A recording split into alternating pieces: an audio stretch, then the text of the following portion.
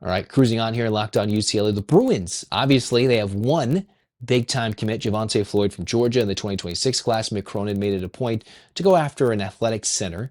The Bruins haven't hit hard the recruiting trail for some of the top-tier talent in SoCal. So the question is, where are they going to pivot?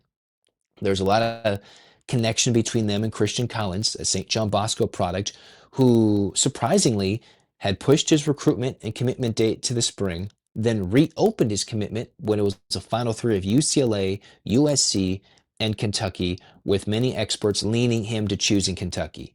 Well, the fact that he's reopened his commitment means that Kentucky didn't necessarily stand out or go fully on board with a big commitment NIL, whatever it was, something broke down there. Then you have UCLA, USC, who, he's like, well, if I'm not firmly committing to one of those two schools, well, I'm going to go look at the Illinois and the Vanderbilts, those two places that offered him right around the time when he was getting ready to make a final decision. He said, no, no, no, let's open this up. So the Bruins in the mix for a 6'8 talented small forward, power forward, who plays tough defense. But here's another guy that Travis Branham reported at 24/7 Sports that the UCLA Bruins are going after. Kid at Montverde Academy in 2026 grad, 6'8 power forward, a 4-star, a top 10 prospect in the state of Florida, about a top 50 product nationally.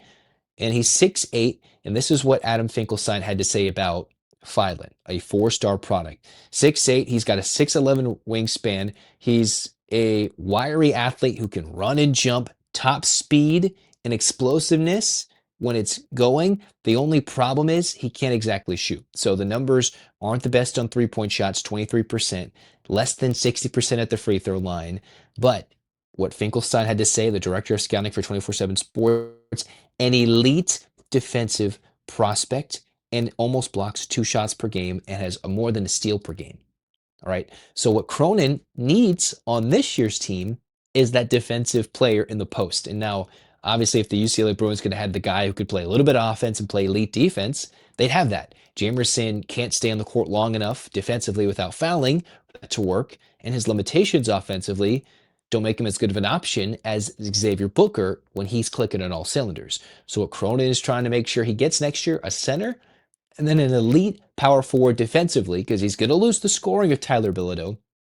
Potentially, if Joe Filin, who is adding UCLA in the mix here, that's somebody they could go after. And with Filin, he's had official visits recently to South Florida, had an official visit to Ohio State, UNLV. UNLV threw in an offer. UCLA's throwing in one in there too. So you're mixing in some West Coast battles, some East Coast recruiting battles, and Big Ten Conference rivalry battles for a 6'8 product. And you're like, well, Christian Collins is around the same stature, a little bit more offensively gifted. Does that mean UCLA's probably not fully in on Collins compared to Joe Filin?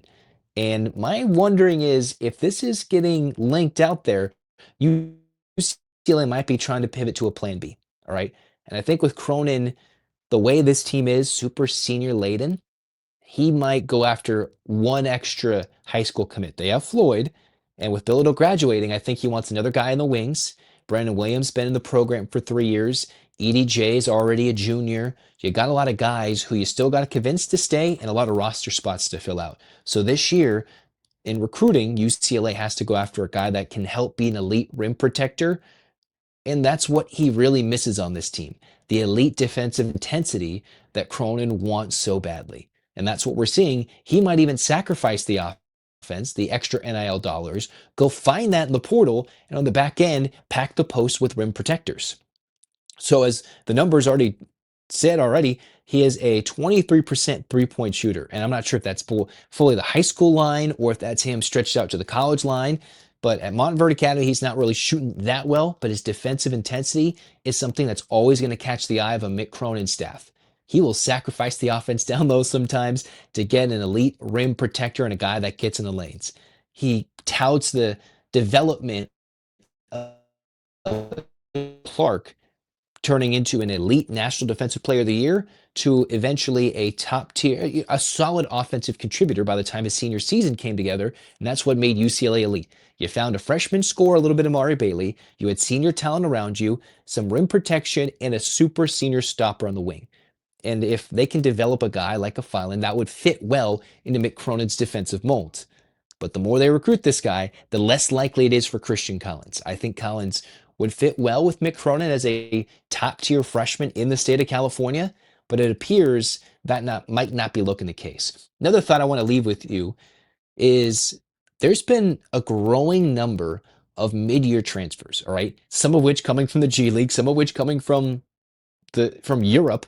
And I was even rereading a post from Sports Illustrated about the growing number of players going in mid-year. They even quoted in this article Eric Musselman.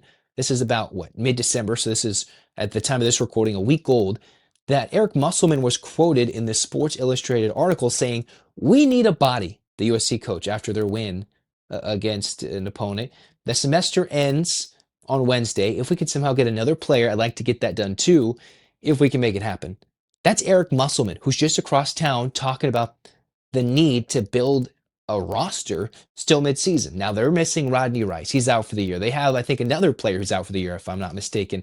They have some significant injuries. They're hoping to get a guy back from injury, I believe, too.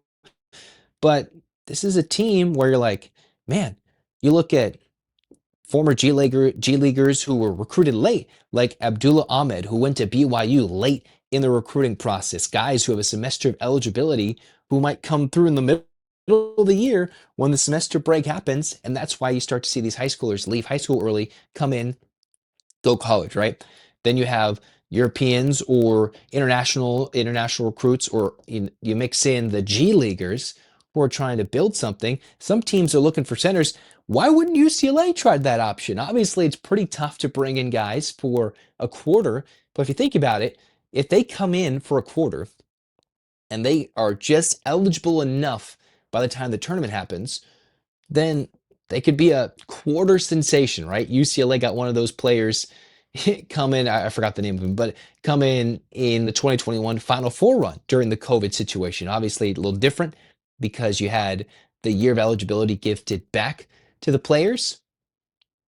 Yet here UCLA is needing a center. If they could go find somebody anywhere, I wonder if Mick Cronin is even looking at that potential, or if he's like, I'm not ruining the chemistry. I'm not going after that.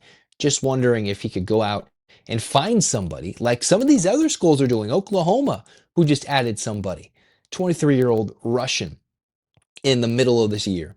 USC's coach outspoken after a win about his team's need for depth. And we know UCLA needs some post presence. Why not go get somebody outside?